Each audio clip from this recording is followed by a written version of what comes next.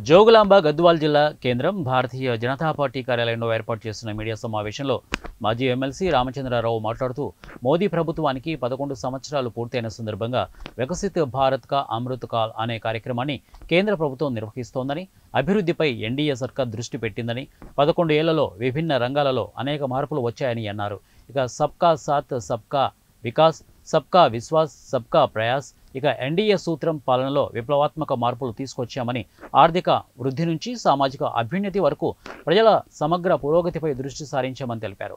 ఇక ఉజ్వల లేదా ప్రధానమంత్రి ఆవాస్, ఆయుష్మాన్ భారత్ లేదా భారతీయ జనౌషధి లేదా ప్రధానమంత్రి కిసాన్ సమ్మాన్ నిధి అయిన ఈ పథకాలన్నీ దేశ ప్రజల ఆశలను నెరవేర్చామని అన్నారు.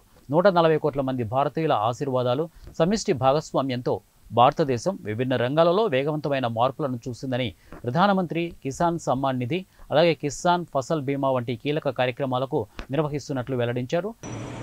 మన సబ్‌మరీన్ స్కామ్లు, సముద్రంలో, గాలిలో, భూమిపైన ఎక్కడ ఉన్నా కూడా కామన్వెల్త్ గేమ్ స్కామ్లు ఇవన్నీ కూడా జరిగినాయి.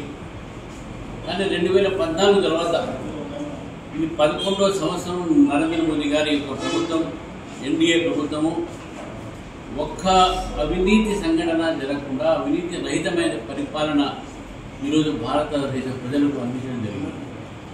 ఇది మొట్టమొదటిగా ఒక సక్సెస్గా ఈరోజు భారతీయ జనతా పార్టీ భావిస్తూ ఉంది. ఎన్డీఏ ప్రభుత్వంలో 11 సంవత్సరాలు ఏ మంత్రి మీద కూడా ఎటువంటి ఒక అవినీతి ఆరోపణ రాకుండా ఈరోజు ఈ ప్రభుత్వం నడుస్తూ ఉంది.